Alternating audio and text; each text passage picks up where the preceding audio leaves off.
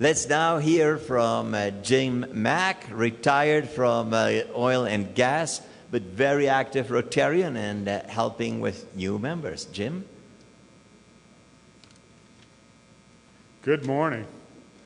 I second Andre, and what a beautiful day in Denver. Why am I proud to be a Rotarian? I have all the reasons most of us do: friendships, networking, and service, both local and international. But today I'd like to focus on local service and the Denver Kids. Denver Kids was started by the Rotary Club of Denver in Denver Public Schools 70 years ago. We are celebrating this year the 70 years of good work with kids. In 2 weeks at our Rotary meeting, we will honor our Denver Kids graduating seniors. I was a mentor to 3 Denver Kids boys. Some of you know Corey, whose mother died when he was 8. His father abandoned him, and when I met Corey at 12, he was living with his 78-year-old grandmother and his younger brother. Corey graduated from Denver South with honors, went to Pomona on a Gates Millennium Scholarship, and was president of the freshman class. Corey is a shining example of the success of the Denver Kids program. In 2 weeks, we will meet the graduating seniors, some who will be the first in their family to graduate from high school, and many who will be the first to go to college. This is a big day for them. They will be all dressed up and proud as can be to be recognized by Rotarians. We will also honor the recipient of the Donna Holteen Excellence Award. Corey was the first to receive that award. When we stand up and recognize the graduates and congratulate them for their success, like me, I hope you will be a proud Rotarian.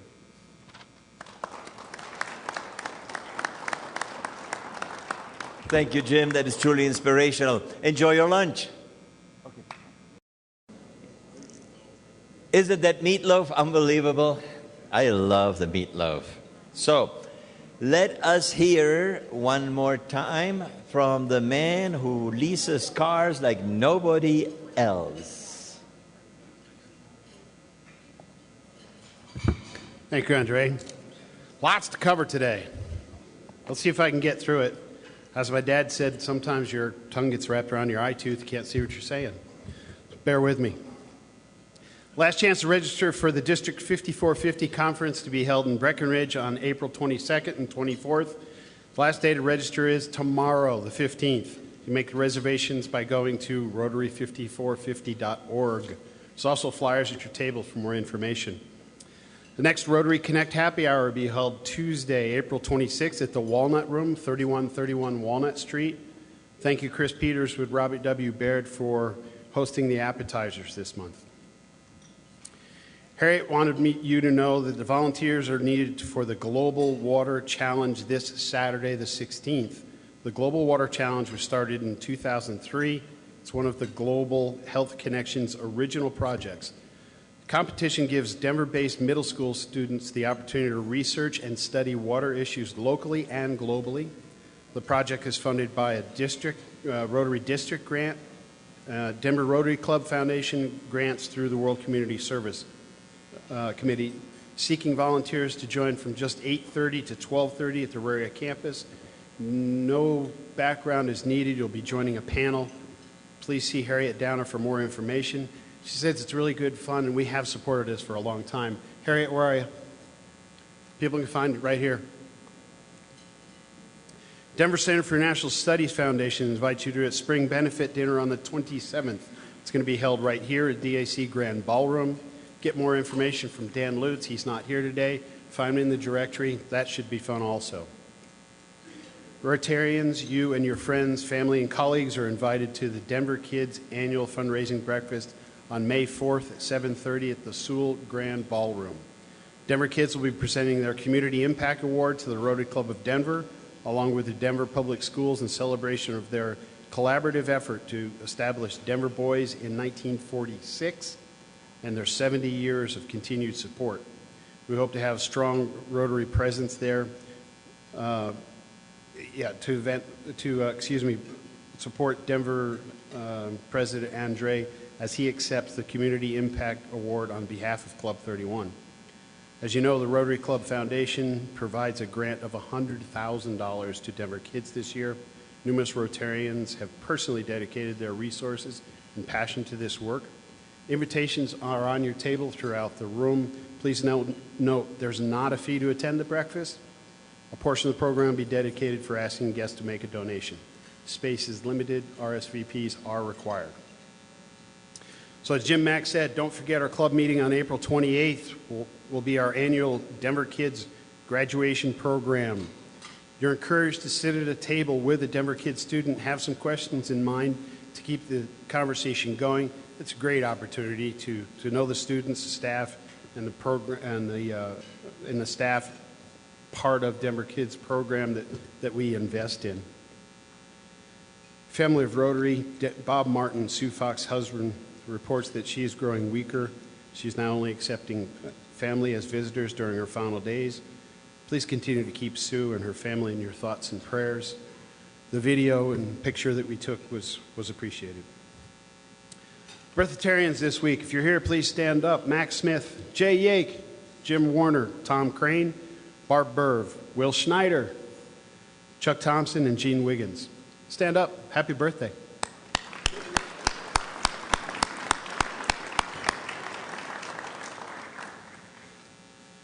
A guest and some visiting Rotarians. Matlo Tedstrom is here, guest of Louise Westfall. Welcome. Name sounds familiar, is that? Yeah. Some visiting Rotarians.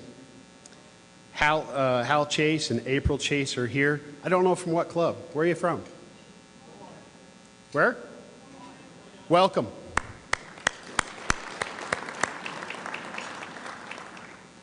Two others. Ken Steele is here from Stockton, California, and Ian Campbell, San Diego. Is that right?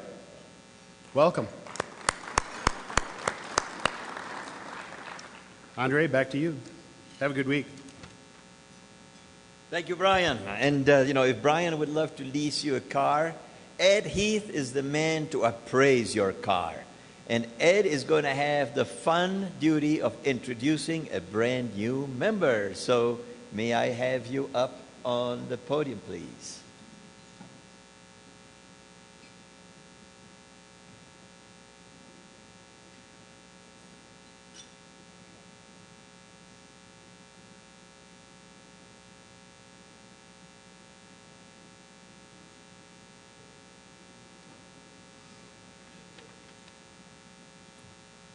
President Andre, members of Denver Rotary Club 31, it is a very, very great pleasure for me to introduce to you Ted Gainsbauer, a practicing physician here in the Denver area.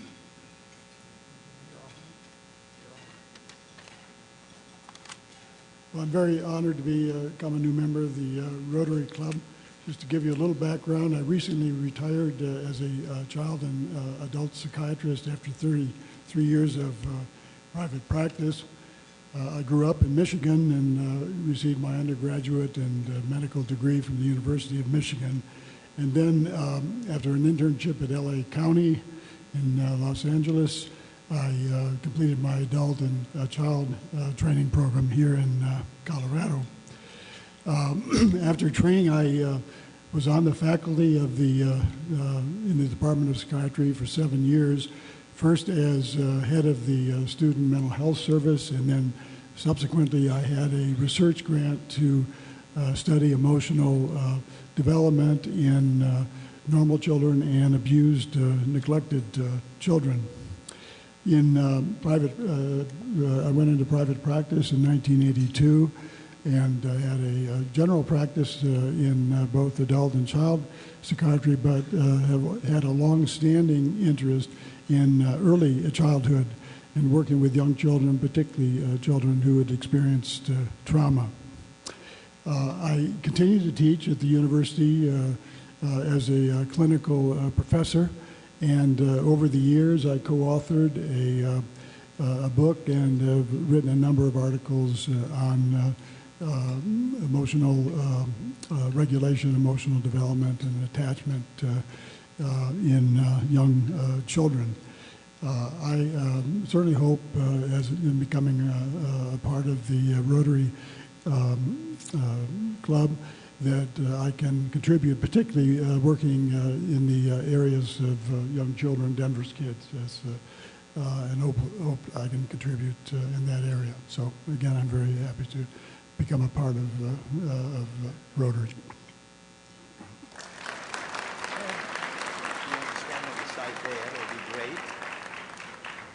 Now for the next new member introduction, a retired oilman and a man that deserves no respect because he picks the banjo, Mr. Tom Woodruff.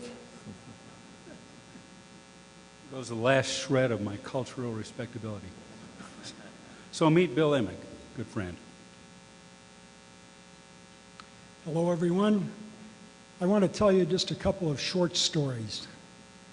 One is about Ying, and the other is about the St. Francis Center in Denver. In the early 1970s, well, throughout the 1970s, in the early 1980s, there was a young girl growing up in southern Thailand in a very rural, poor area, being raised by her grandparents. For whatever reason, she had a desire to see the world, but she had no way to do that. She was surrounded by love, by good family, and it's certainly a beautiful area, but she had no way to see the world until she got into secondary school. And at that point, Rotary International came to her attention, and she got in touch with them, and Rotary sent her to Australia for a year, which she couldn't have any way afforded by herself.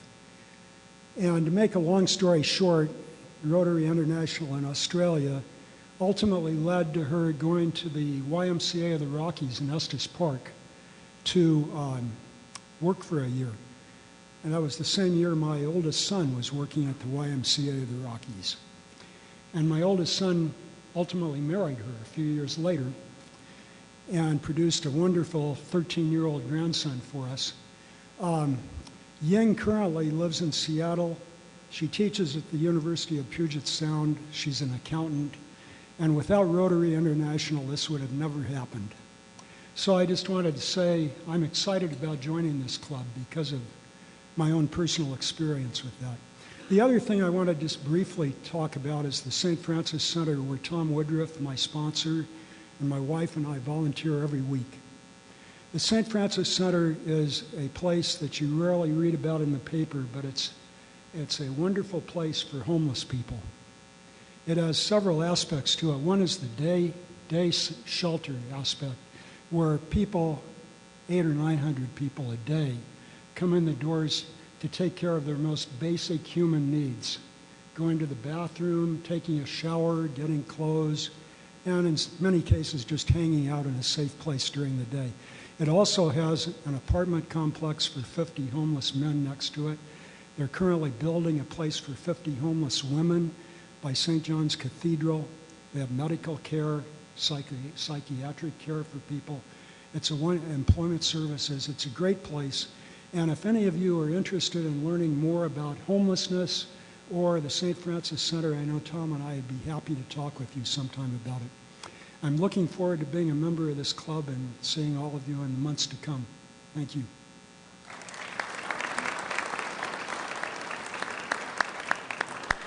Now, Tom, I know that we need more members, but I did tell you it was okay to twist his arm, but I said to do no harm. So in penance, you're going to have to do 5 four-way tests, okay? That's my Catholic side coming out. So Ted and Bill, I am delighted to welcome you to Denver Rotary Club. And if you want to stand over here, I just want to let you know that you are joining the preeminent Rotary Club in Colorado, and we want to say in the world. So we are looking forward to the contributions you're going to do to make this a much better club. Your pins are over here. Wear them with pride everywhere you go and spread the word of Rotary. Welcome to our club. May we give them a Great Rotary welcome, please. Welcome.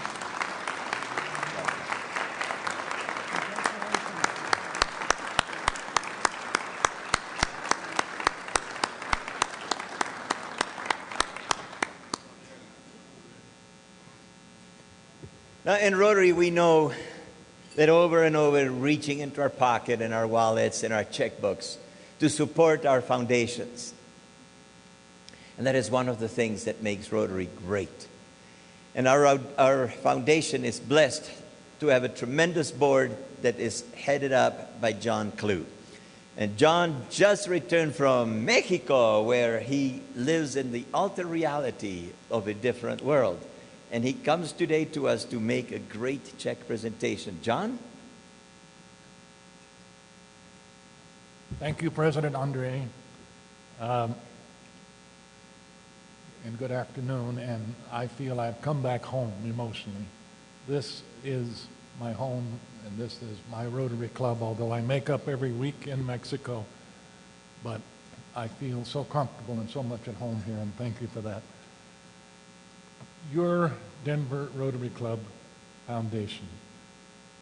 It is, in fact, your foundation. We are legally separate from the club, as we must be for tax reasons, but we are united in our fundraising efforts, and we're united in our purpose. We have three functions at the foundation. We gather funds from our fundraisers, from your bequests, and from your generosity, and thank you for that. We then guard and grow those funds. And lastly, and I think very importantly, we grant a significant portion of those funds each year to the many charities that we serve. Yesterday was our all-day granting session involving trustees of the foundation, members of the Rotary Club Board, and members at large. Anyone who has ever participated in the all-day session will tell you it is an incredibly rewarding and emotional day. Chris was there, Jim there, many of you I see, and they would tell you that as you looked around the room through the day, you would see a lot of misty eyes, not just on behalf of the people seeking grants, but those who were there to give those grants as well. It's an incredibly and wonderful emotional process. I encourage you to become and join one of these years, our group, the granting group. We granted yesterday nearly $150,000.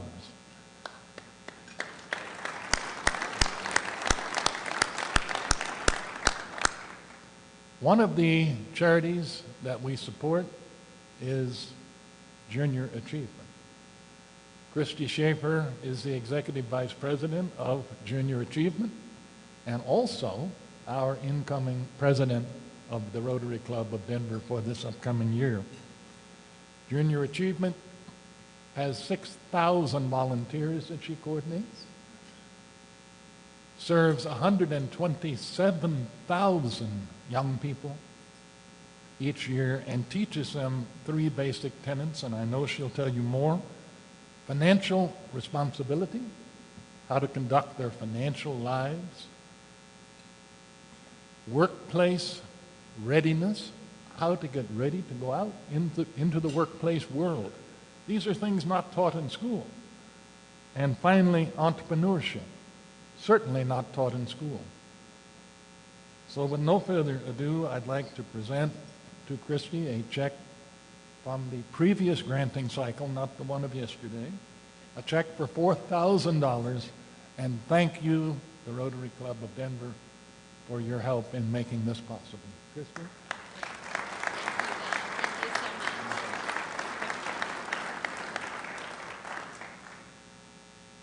Thank you, John. And before I tell you just a few words about how this grant was used, I do want to put on my president-elect hat for just a second and echo John's comments about yesterday. I found myself, we were sharing just a moment ago, welling up a couple times, shining stars, just incredible, the work they do with young people with cancer. Denver Kids, Michelle, you did a great job. I was so impressed. It was just amazing, and it makes you proud to be part of this club, to know that we're supporting such wonderful organizations, including one that I'm passionate about, Junior Achievement, so I'll put that hat back on. But so this grant, the $4,000, was used actually to support a service project that is implemented by Club 31 Rotarians, as well as our Interact students. So Lauren is showing some pictures from our day last Wednesday when our Rotarians went in and partnered with our Interact students to implement our programs at Fairmont K-5, which is a feeder school into the Denver Center for International Studies, where our Interact Club is located.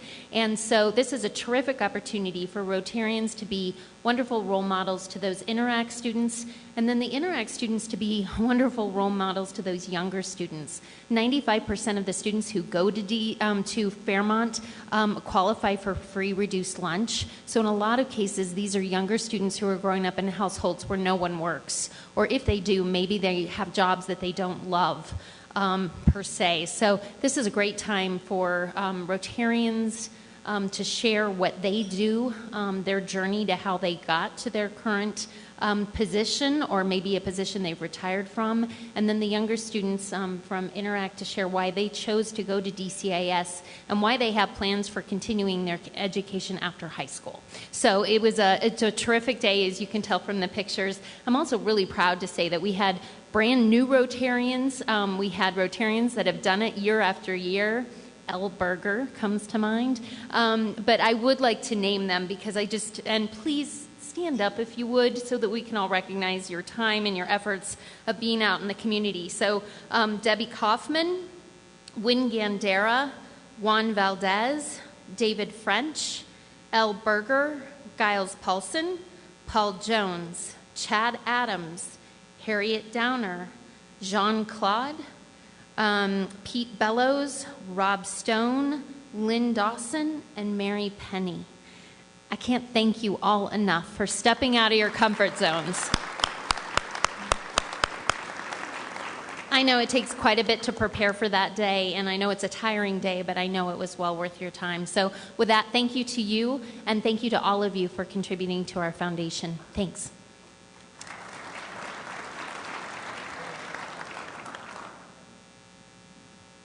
See, I warned you. Two new members, but I neglected to tell you we have a prospective new member here. John Finnegan with American Cancer Society has brought along Mark Taylor. Welcome.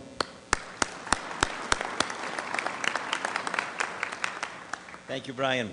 So the chief rabbi was visiting the Pope in the Vatican, and they're talking, and he sees a phone on the Pope's desk, and he says, "That's a strange phone." And the Pope says, "Yes, that's my God phone."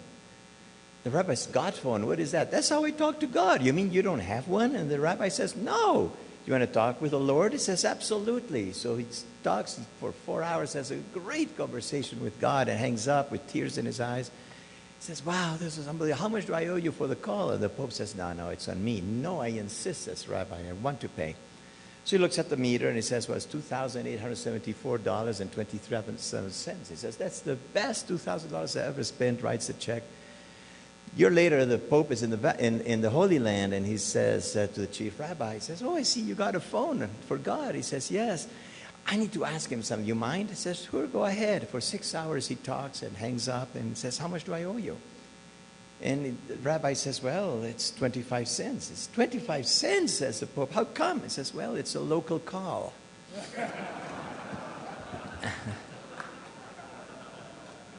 So to introduce our speaker today on the subject of religion, none better than R.J. Ross, retired president of Denver Rotary and from the Samaritan House. So sorry. So, R.J., all yours.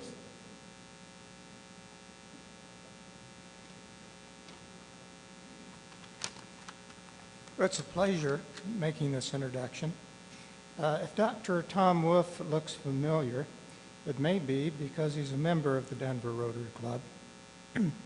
He joined the club shortly after moving to Denver to be the new president of Iliff School of Theology and has been there now for about 2.5 years. True to Tom's character, he quickly became involved in the community activities, often in a leadership role. These include the Interfaith Alliance of Colorado, the Religious Advisory Council sponsored by the University of Denver, and at the appointment of Governor Hickenlooper, the Commission on the Sand Creek Massacre Commemoration. He's married to Marilyn Wolf, also a Methodist pastor and a licensed therapist at Cenis Counseling Center. Tom and Marilyn have 2 daughters, Erin and Kimberly. His personal interests include flying and sailing. Details of his academic background, his work history, and his former leadership positions are very impressive and can be found in your keyway. On a personal note, I've had a number of opportunities to be with Tom. He's a good listener, he appreciates humor, and he has an excellent understanding of the importance and influence of religion, both on our history and in our future. Tom?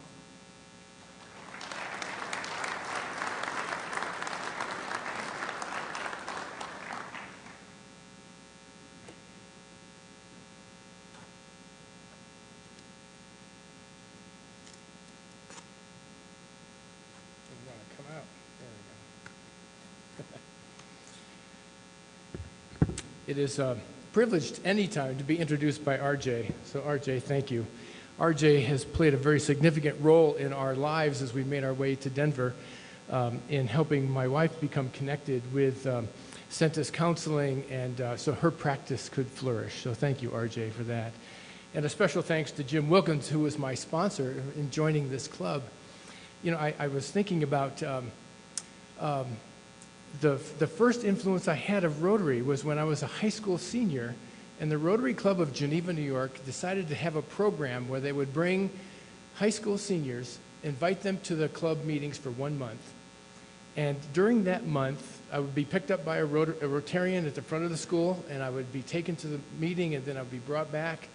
I probably only had to miss a study hall and not some other important class that I might have wanted to have missed.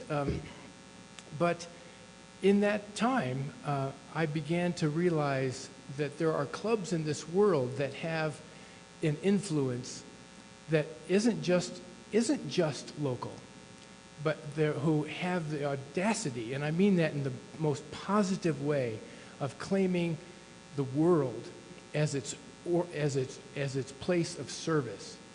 And as I've developed in my career and have traveled around the world, to see those clubs all over the world, literally, makes you remember that, you know, yes, we're connected in this room, but we are also connected well beyond this space. And so it is a privilege to be sharing this Rotary Club with you. If you want to know something about theological education, I would really recommend asking students, our students. I wish you could have been at our house on Friday night. My wife and I, Marilyn, love for years, since we've been hanging around institutions of higher learning, would regularly bring students to our house for dinner. And it goes sort of like this. We invite 10 to 12 students at a time, so it's a possibility for real conversation. And we serve dinner, and they sit in the living room, and they talk to each other, and it's sort of animated, and there's lots of energy in the room. And students who don't know each other get to know each other better. Students who do know each other catch up with each other. And then after dinner, we pull the plates in, and we get out the dessert, and we make the coffee, we pour the tea, and the room feels different. And then I ask them the question, so, how are you doing? And tell us your story of the journey that brought you to Iliff School of Theology. And that's when you get to know what we do.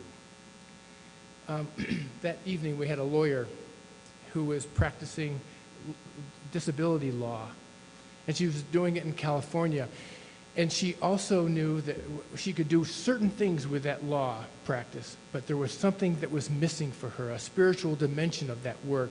And she needed a community that would help her develop that interior sense of herself and help her think more holistically about the population of people that she was working with. She wanted to see them in deeper ways. So now she is at Iliff. We had a person who was never exposed to any kind of religious life at all in her childhood home, but who in college was influenced by a thoughtful chaplain and now was seeking to explore denominational ordination and possibly even lead to a college chaplaincy where she could have and share the same experience that was shared with her. We have another attorney. Attorneys love theology school. Ved is over there. He knows this. He's on our board. The people, attorneys somehow just love theology school. And so we have a lot of former attorneys, but one who was working with clients around end-of-life issues and was able to help frame lives and protect their survivors and do all of the good things that law degree enabled them to do. But here is now this person who is working, who's given their law practice to someone else, and now is a hospice chaplain, dealing with another whole dimension of the end-of-life issues for people. Another was an executive director of a not-for-profit who was dissatisfied with her ability to understand the full leadership capacities that she needed and was frustrated because she was feeling limited by being limited by her skills and needed a way to engage a broader sense of community. And so she came for leadership and community organizing, which we are in the midst of doing. And then a lifelong member of a congregation who is called to ordination to create faith communities, but not in the traditional sense, but to explore new ways of being the church outside of the traditional walls of the congregation. And so when the students come to Iliff, one of the things I always say to the new coming class, bring with you, do not leave at the door your lived experience, because what you are bringing is so important in this holistic understanding of theological education that is emerging. Theological schools are sometimes misrepresented in very narrow ways. They're seen as cloistered communities set apart from the world for study and preparation and a lot of prayer. Praying is fine. I'm not saying it's not.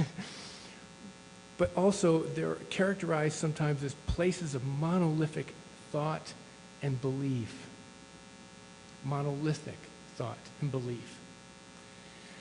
Iliff is an example of a theological school, and it's not the only one. There's 214 of us in the country.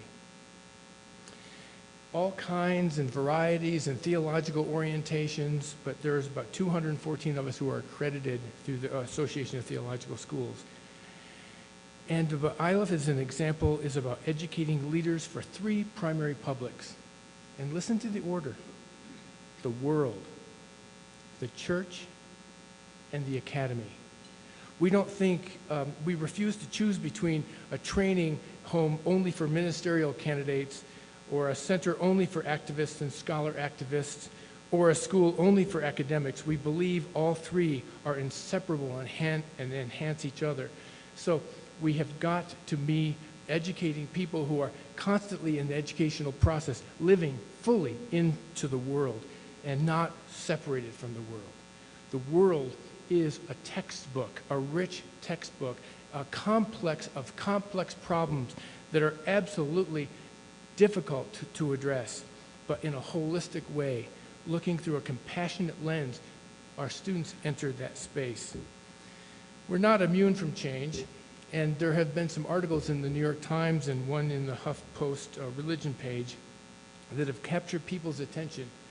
In October, a New York Times article was featured, and the title was this: Secular but Feeling a Call to Divinity School. And it featured Harvard Divinity School, and and it talked about how students who have no religious affiliation are now being drawn into theological schools. Well, not just Harvard, but ILIF and all of my colleagues around the country are talking about this phenomenon. It is happening. People who are not affiliated are still seeking theological school. HuffPost religion page in February published a blog entry entitled Rebooting Theological Education, referencing a new organization, Reimagining Theological Education. So there's a whole new group that has been formed to reimagine theological education. In March, in the New York Times article, Theology Schools Facing Lean Times Look to One Another, and the Web addressed the changing shape and some of the real issues that theological schools are facing. Because you see, there was a time our theological schools reflected our religious activities and normal religious life that we had come to see as normative, and all they needed to do was exist and people would pour into them. We didn't even need recruiters or enrollment strategies or any of that stuff. But the world has shifted around us. And theological schools have had to decide whether the culture is the enemy or the culture is the opportunity. And the ILIF School of Theology has claimed, and we live into this, that the culture is never the enemy. We stand in relationship with the culture, and we bring the best of what we have to offer in a context that makes sense in the life of that cultural moment. Change is the given. Understanding how to live into that moment is the challenge.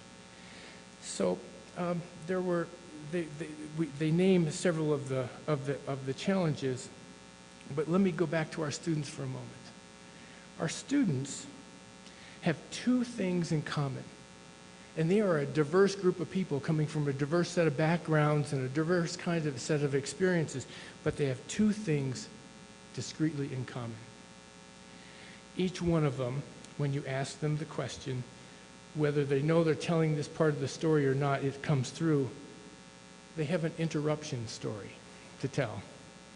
They had planned their lives, they had gone to college, they had worked, they had started work, and yet there was something that happened to them along the way that made them see the world differently, that opened up a hunger within them and made them seek where they could satisfy that hunger and develop a vision that would address what they were seeing in the world.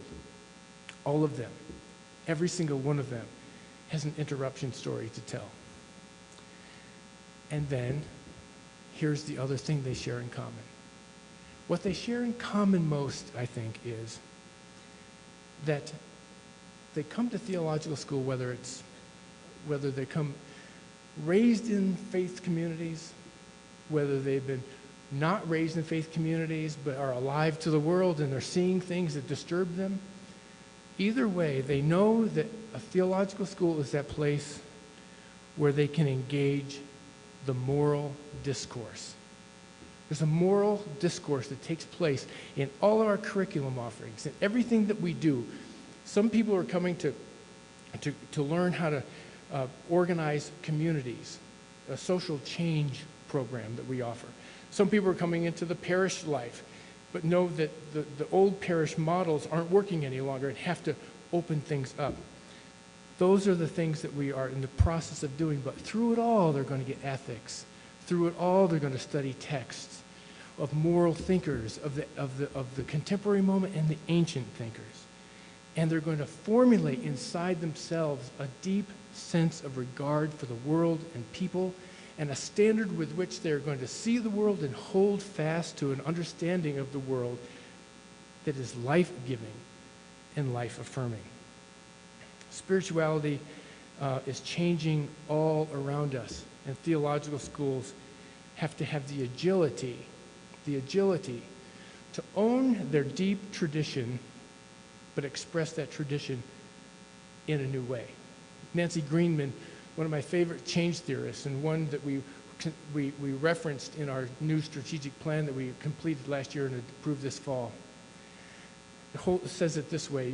Imagine a container, and in the container are the elements of stew. There's a piece of beef, a carrot, a piece of potato with broth, and you look in there, and then you take a stick and you stir it up inside, and you look inside, and everything switched sides. She said, that's change, but it's a very early order of change.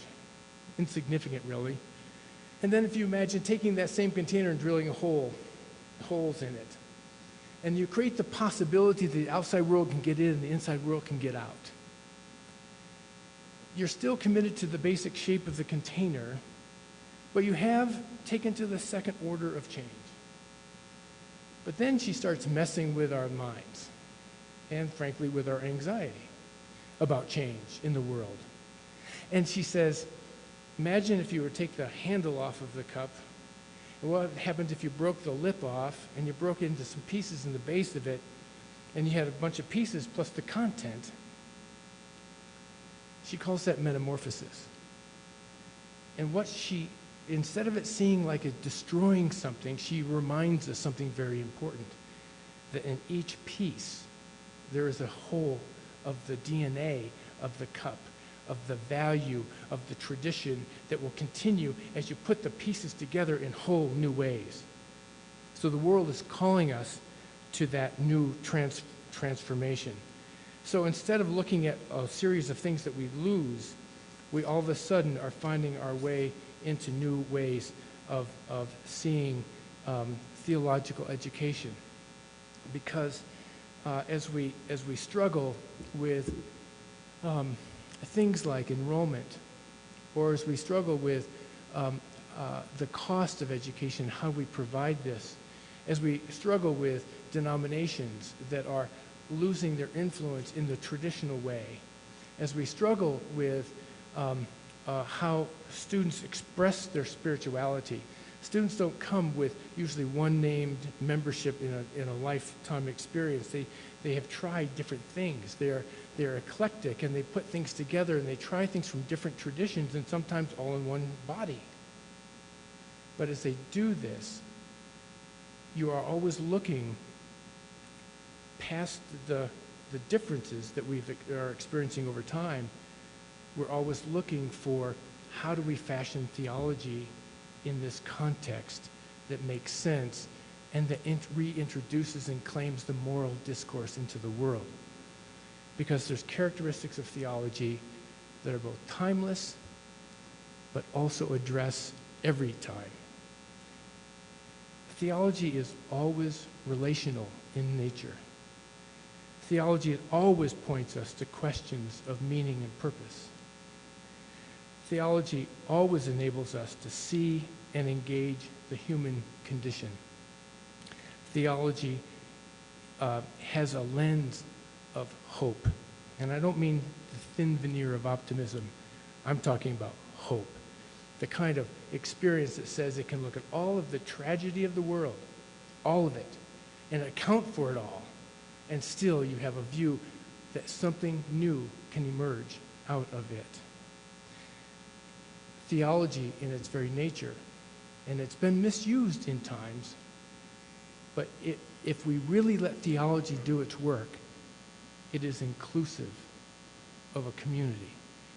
And the human work that it produces always arcs towards justice. Theological schools offer the nuns and the seekers and the firmly planted in traditions people a language of moral discourse, and the training in leadership that makes that come to life in our communities. I'm watching the clock. One moment that probably crosses over into some of the generations in this room, into one of the generations in this room, but is guided, but for me is very important, is an illustration. Dietrich Bonhoeffer was a German theologian.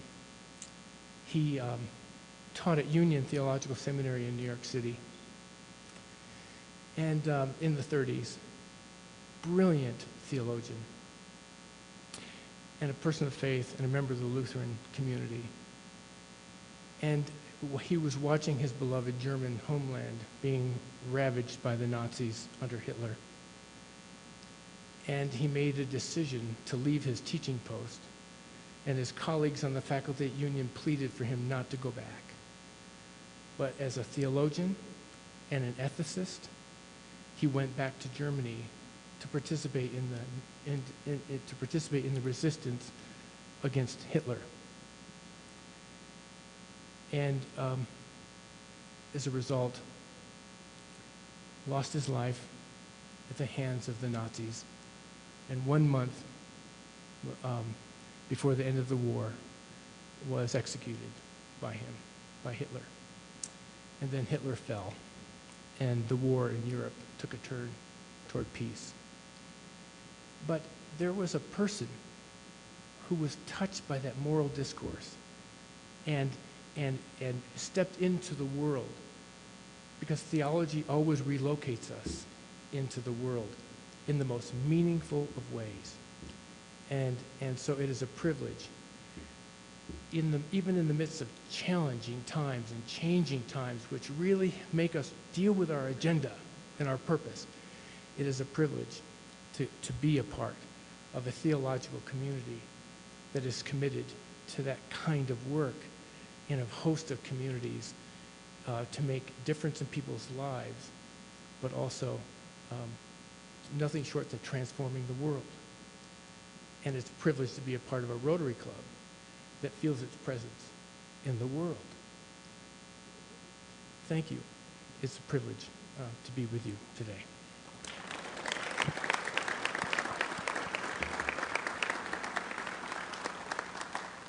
Thank you, Tom. I think we do have a couple of minutes for maybe 2 questions.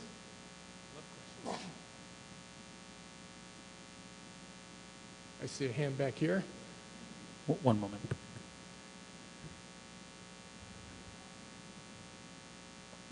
How many students do you have, Tom, and what kinds of careers do they go on to? So we have 300 master's level students who are a completely graduate program, like all theological schools.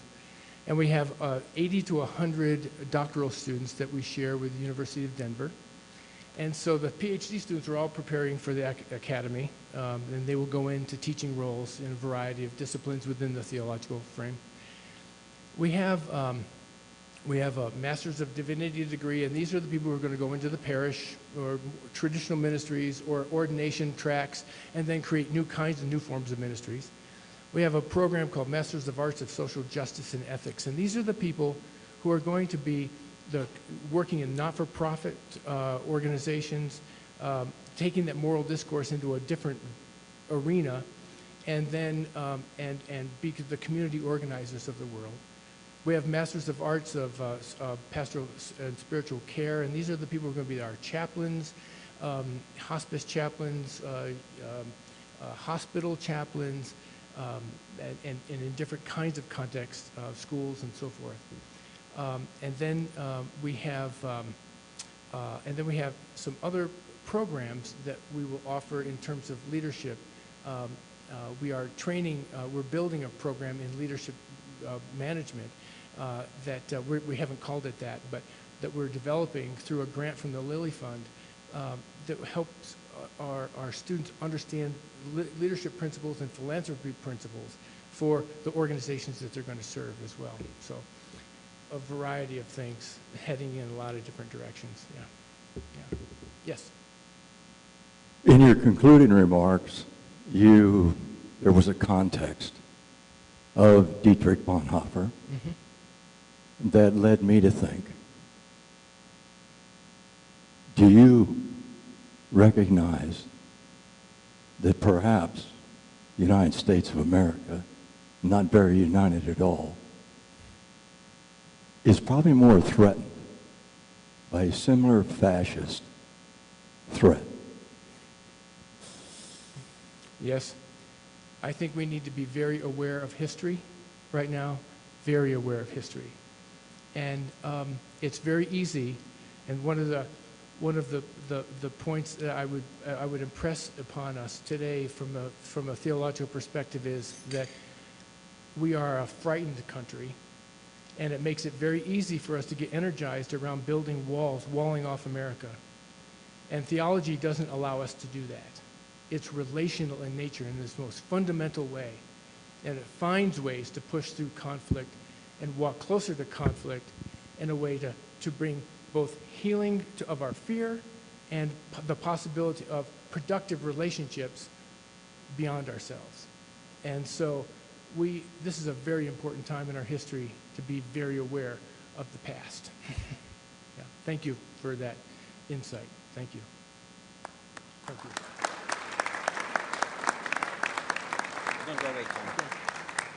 Tom, that was terrific. Thank you very much. Now, I've learned also that there is such a thing as a theological orientation. And you gave us a good talk today. As a commemorative thing, we'll give you a silver dollar. And thank you very much for being with us today. Okay. Appreciate it.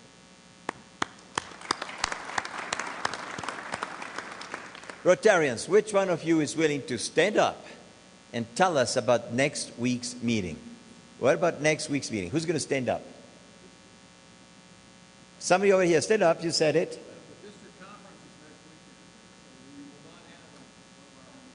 We will not have a meeting because of the district conference. Charlie, here is a 4-way test point for you.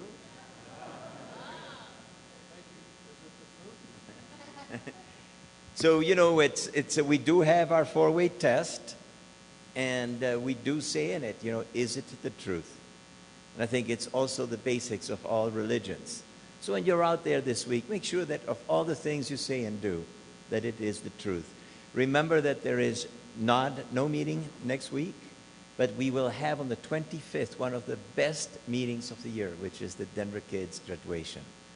And it's a fabulous opportunity to see your money at work and seeing what these kids already have accomplished and how far they will go with the doors that we have opened for them through the help of your donations. John and the foundation, thank you very much for all the work you did yesterday in the dissemination of our money. It is a fun process. It's tedious, but it's a fun process. I encourage you to get involved in the foundation, which is a tremendous arm of our Denver Rotary. Ted and Bill, without Carol and Alice, go to the door and greet all the members as they leave, and we do stand adjourned.